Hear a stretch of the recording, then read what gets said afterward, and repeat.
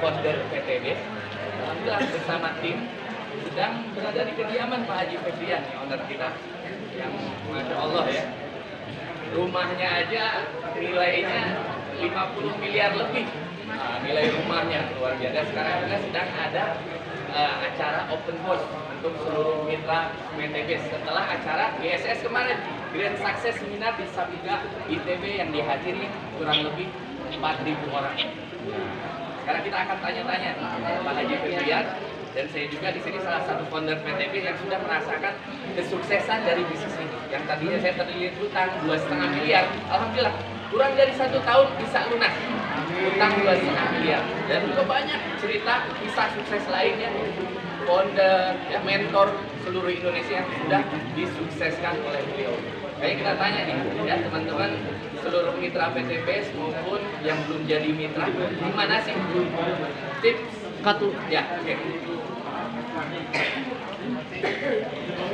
Seluruh mitra PTB maupun yang belum jadi mitra di seluruh Indonesia, kita akan tanya nih kepada CEO kita, bagaimana sih bisa mensukseskan banyak orang di seluruh Indonesia, ya, sehingga banyak sekali yang tadinya terpuruk dari berbagai latar belakang, yang tadinya sulit keuangan ya seperti saya, terlilit hutang bisa lunas gitu kan.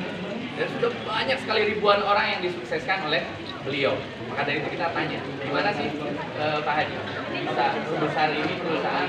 Katanya nih ya dulu, karena kebetulan istri saya karyawan pertamanya PTB juga, katanya sampai dulu itu untuk ngegaji karyawan itu sampai jual Avanza. Tapi sekarang luar biasa, mobil mewahnya aja puluhan gitu kan. Ini nilai rumahnya aja itu luar biasa, Masya Allah, 50 miliar lebih. Silakan Pak Haji. Assalamualaikum warahmatullahi wabarakatuh. Waalaikumsalam.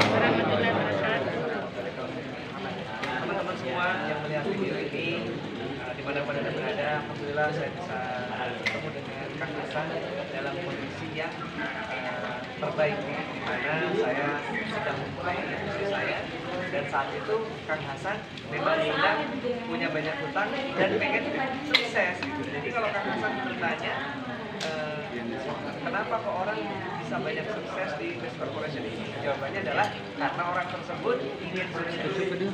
Karena orang tersebut ingin sukses. Kami hanya menyediakan platform, kami hanya menyediakan sistemnya, kami hanya menyediakan produk-produk yang bermanfaat untuk umat. Kemudian orang tersebutlah yang nasibnya itu di tangannya sendiri. Kalau dia ingin sukses, ya dia harus bekerja keras. Nggak ada istilahnya bergabung di bisnis kita terus nungguin, wah saya udah gabung di PTB setahun nggak dapat apa-apa. Ya iyalah, nggak kerja. Emangnya kita di sini investasi? Enggak, kita ini cuma investasi bodong, bukan juga nungguin lilin atau apa seperti itu kan. Jadi di sini kita harus orang tersebut harus mau tawakal. Tawakal itu dalam artian bersyukur, mensyukuri apa yang dia miliki saat ini, sehingga dengan rasa syukur tersebut dia itu mau keluar dari zona nyaman, keluar dari rutinitasnya, keluar dari kemalasannya untuk dia mau action. Karena Anda mau bisnis apapun, Anda mau bekerja apapun, Anda harus bekerja. Gak bisa ya, gak bisa kalau kita mendengarkan atau bergabung di Best Corporation ini kemudian berpikir, oh saya pasti sukses seperti Kang Hasan, lunas hutang miliaran dan sekarang udah punya rumah cash, punya mobil Fortuner GR terbaru, BMW terbaru, gitu kan, seperti itu yang kita inginkan gitu kan. Cuman Anda harus melihat apa yang Kang Hasan lakukan tidak bisa seperti itu. Yang Kang Hasan lakukan adalah bekerja, melakukan apa yang dicontohkan oleh orang-orang sukses lainnya di Best Corporation ini.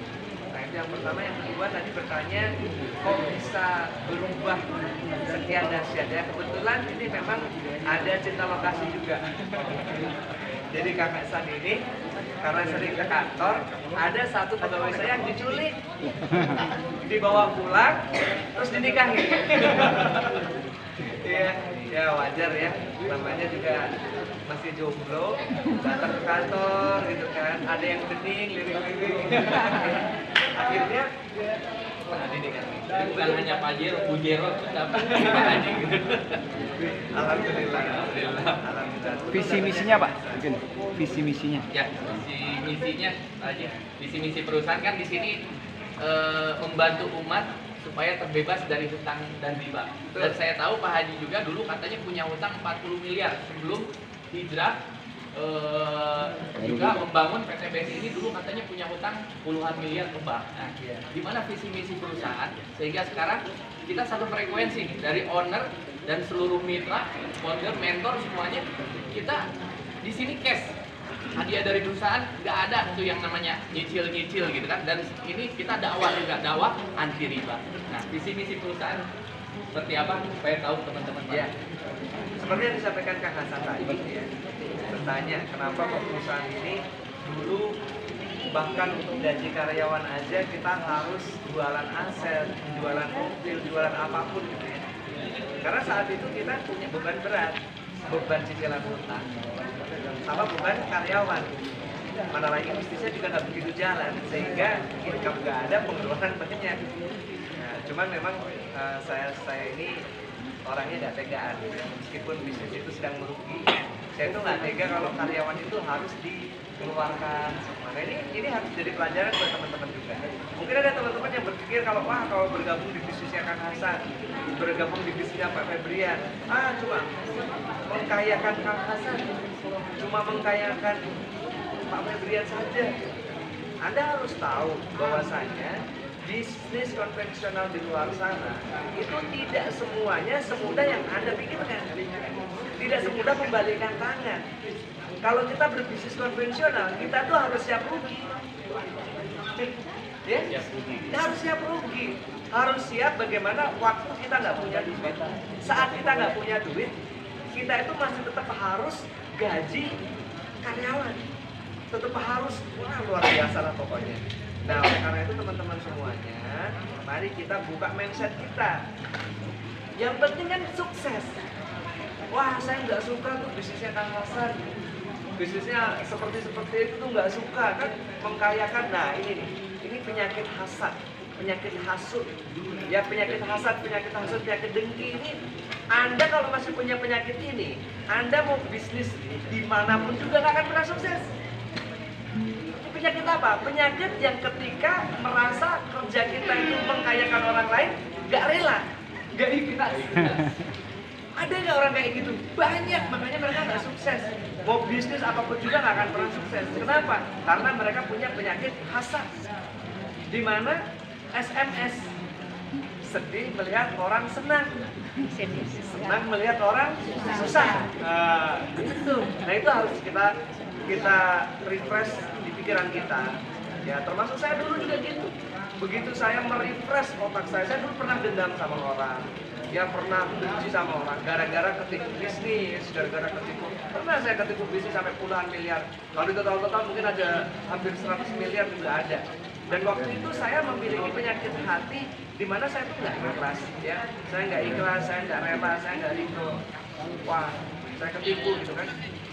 Dan itu terjadi mulai dari tahun 2012 sampai 2017. 5 tahun saya mendendam. 5 tahun saya mendendam. Akhirnya apa yang terjadi? Karena dendam saya ini Allah nggak mau bukakan pintu rezeki untuk saya. Sampai saya jualan aset perusahaan itu dijual semuanya, tanah dijual semua. Ruko di Surapati Kor saya waktu itu punya lebih dari 30 unit. Sekarang sisa cuma sebagian. Ya karena waktu itu saya jual untuk membayar karyawan, gaji, bayar cicilan seperti itu. Nah, ketika 2017 saya dipertemukan kepada Pak Suroto namanya. Beliau mengajak saya untuk ngaji ke pondok pesantren di Padalarang, Cipatat. Nah di pondok pesantren tersebut saya menemukan visi misi. Nah jadi perusahaan saya itu bukan ada perusahaan dulu terus kita bikin program yang namanya SLJ, bukan. Saya dikenalkan dulu dengan program yang namanya SLC 2017. Dikenalkan dulu dengan program. Program apa Pak Feb? Program itikaf 3 hari di masjid di Pondok Pesantren. Nah, dari situlah saya diajari riba itu haram. Orang-orang yang memakan riba itu dia akan nanti dimasukkan ke neraka, suruh pilih 72 pintu, bebas lewat pintu mana saja dia kehendaki. Dan pintu yang paling rendah siksaannya itu adalah pintu untuk menghukum, mensiksa orang-orang yang berzina dengan ibu kandungnya sendiri. Nah, jadi berat sekali. Akhirnya dari program SLC itu saya, waduh, baru nyadar, oh ternyata selama ini saya disulitkan itu karena saya masih punya riba. Nah dari situlah saya dan teman-teman termasuk Kang Hasan ikut juga kan? Kang Hasan juga ikut, 2018 ikutnya, saya 2017 mulai awalnya. Akhirnya dari program itu kita semua memiliki satu mindset yang sama. Semua titik kegagalan pengusaha-pengusaha muslim adalah ketika mereka mulai bersentuhan dengan yang namanya riba. Itu titik mulai kegagalannya pengusaha-pengusaha muslim. Ya, biasa ini pengusaha muslim awal-awal dia dikasih mudah sama umum, tahu-tahu betul nggak? Banyak nggak kita lihat di sekitar kita? Banyak banget. Banyak ya, anak-anak muda, pengusaha-pengusaha muslim yang tahu-tahu dia itu baru mulai tahu-tahu gitu ya, cepet. Ada satu titik akhirnya dia ditawari tuh sama perbankan ya, saya enggak, ya ini kita melihat dari kacamata akidah saya ya, saya enggak bilang bank itu gimana, itu enggak. Cuman ini pengalaman saya. Begitu seseorang kayak saya 2007 sampai 2012 itu bisnis itu merongket. Ya, Kang Hasan tahu sendiri kan? Perusahaan yang lama dulu. 2007 sampai 2012 itu melesat. Begitu 2013 kenal dengan yang namanya riba, langsung hancur. Teman saya mengkhianati gitu. Akhirnya dendam gitu. Nah, 2017 itulah saya menemukan visi bahwasanya kita ini sebagai seorang pengusaha muslim harus sadar bahwasanya tidak akan pernah mungkin bisnis kita itu akan maju dengan mencampurkan antara jual beli dan riba. Justru akan hancur. Allah Subhanahu wa taala berfirman dalam Al-Qur'an surat Al-Baqarah 275. A'udzubillahi minasyaitonir rajim. Alladzina ya'kuluna riba la yaqumuna illa kama yaqumu alladzi yatakhabbathu asyaitanu minal mas. Dzalika bi annahum qalu innamal bai'u mislu riba wa halallahu al-bai'a wa harrama riba. Orang-orang yang makan riba itu nggak pernah bisa hidup tenang, nggak bisa berdiri, melainkan seperti mereka itu hidupnya itu seperti orang gila karena kerasukan setan. Ini janji Allah nih, makanya orang-orang yang masuk punya riba itu mau kita nasihatin juga susah kan? Kenapa? Kayak kesetanan. Iya, karena lagi kerasukan. Ini janji Allah. Al-Baqarah 275. Ini bukan saya menghina orang-orang yang masih dalam riba ya. Itu Allah sendiri yang berfirman seperti itu. Al-Baqarah 275. Orang-orang yang masih berkutat dengan riba itu orang-orang yang seperti gila karena kemasukan setan. Nah, kenapa? Karena mereka mencampur adukan jual beli dan riba. Mereka itu mengatakan jual beli dan riba itu sama. Nah, karena itulah yang jadi visi misi kita. Kita ingin mendirikan perusahaan yang bebas riba dan ingin mendakwahkan bahwasanya riba itu adalah dosa besar dan hukumannya luar biasa dan akan menghancurkan bisnis kita.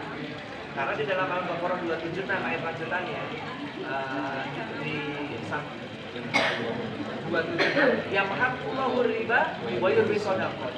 Allah akan melenyapkan semua harta riba dan mensuburkan sedekah. Nah, ini nih udah diancam sama Allah. Jadi bagi Anda pengusaha-pengusaha muda yang mulai berpikir mau ngutang gitu ya, ini harus buka tuh Al-Baqarah 275 276. Nah, kembali lagi ke cerita yang tadi kan. Jadi kita ini harus sadar bahwasanya kalau kita punya penyakit hasud, ketika orang sukses kita nggak suka, kita mensukseskan orang lain kita juga nggak suka, maka yang terjadi adalah kita nggak akan pernah sukses di bidang manapun yang akan kita kerjakan. Oleh karena itu kita ini harus berpikir dulu nih, yang penting tahun depan sukses, gitu kan? Simpelnya. Nah, ini kan kita ini 1 bulan setelah Lebaran nih. Saat ini nih, kalau Anda lihat video ini di bulan Mei, ini dibikin di bulan Mei, kita ini 1 bulan setelah Lebaran. Kita semua merasakan Lebaran 2023 tahun ini. Sekarang saya tanya sama Anda, puaskah Anda dengan Lebaran yang Anda rasakan tahun 2023 ini? Belum. Inginkah Anda tahun 2024 nanti, tahun depan, menikmati Lebaran yang jauh lebih dahsyat, jauh lebih indah, jauh lebih nikmat, di mana Anda bisa pulang berkunjung ke rumah orang tua atau saudara Anda dengan mobil cash. Saya nggak bilang mobil mewah, saya nggak bilang mobil mewah, dengan mobil cash, bukan mobil kredit. Pengen nggak? Pengen. Kalau teman-teman pengen, tidak ada salahnya ya sekarang menghubungi orang yang ada di video ini, gitu kan? Atau siapapun yang Anda kenal yang memiliki afiliasi ke PT Best Corporation Syariah. Kenapa? Karena di perusahaan ini Anda diajari, dimentori, itu yang tidak pernah kita dapatkan selama kita sekolah dari umur 7 tahun sampai umur 21 tahun.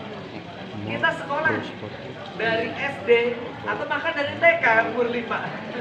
Dari umur 5 sampai umur 20-an tahun kita sekolah. Kita belum pernah diajarin bisnis.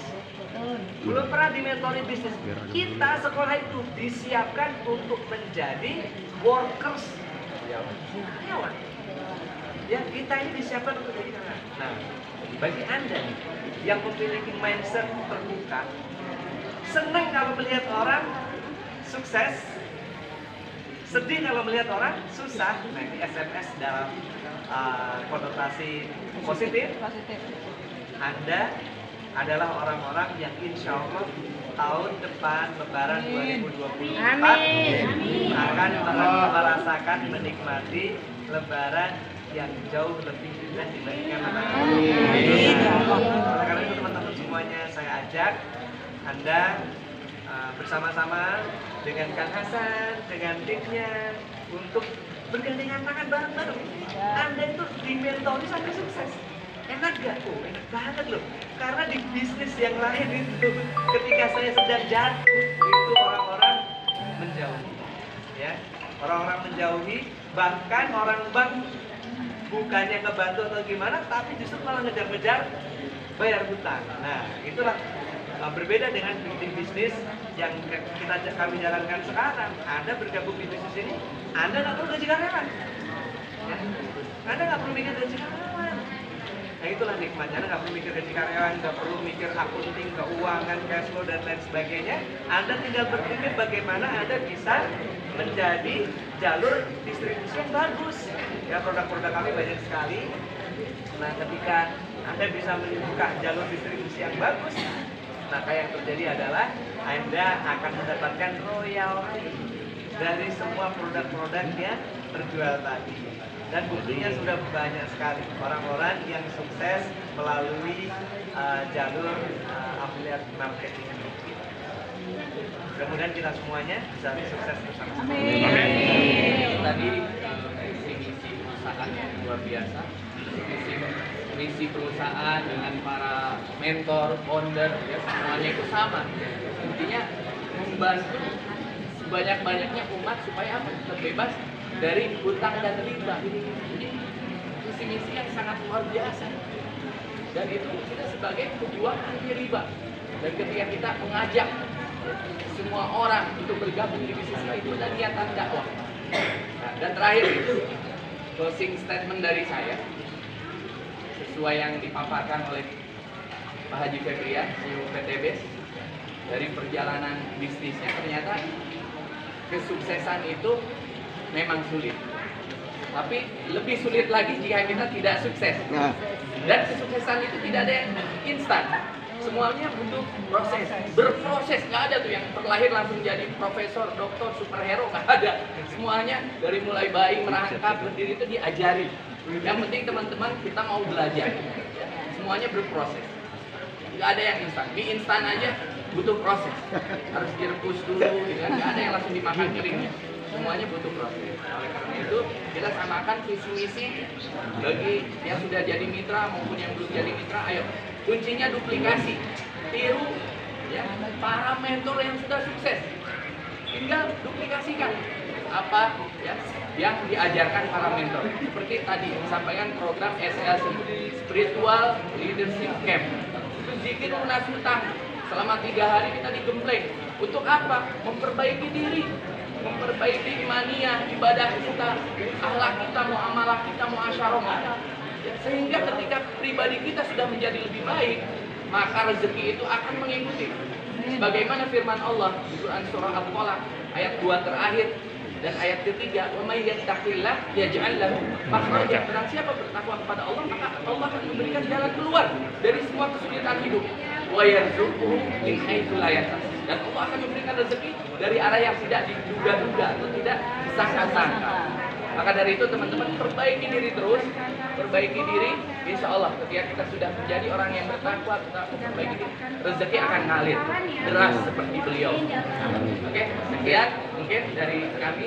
Ya, mudah-mudahan teman-teman bisa menduplikasikan itu. Kuncinya adalah tiru duplikasi. Terakhir masih statement dari Pak Haji Febrian. Satu patah dua patah kata. Satu patah dua patah kata. Motivasi. Tadi teman-teman mungkin di video ya banyak mobil gitu ya. Nah, kalau ketika saya posting mobil dan lain sebagainya itu pasti ada aja yang komen, ngapain sih ngumpulin duit banyak-banyak? Ngapain sih ngumpulin duit banyak-banyak? Kayak apa, duit dibawa mati aja? Iya, memang duit kan dibawa mati. Tapi kalau nggak punya duit rasanya pengen mati. Betul, Pak Haji. Kita harus punya banyak duit. Dengan kita punya banyak duit, kita bisa bangun masjid. Ya alhamdulillah saya udah bangun banyak masjid. Kita bisa jadi orang tua asuh buat anak yatim, bahagia dan bahagia. Jadi saya doakan teman-teman semuanya yang melihat video ini banyak duit, banyak duit. Amin. Amin. Assalamualaikum warahmatullahi wabarakatuh. Waalaikumsalam.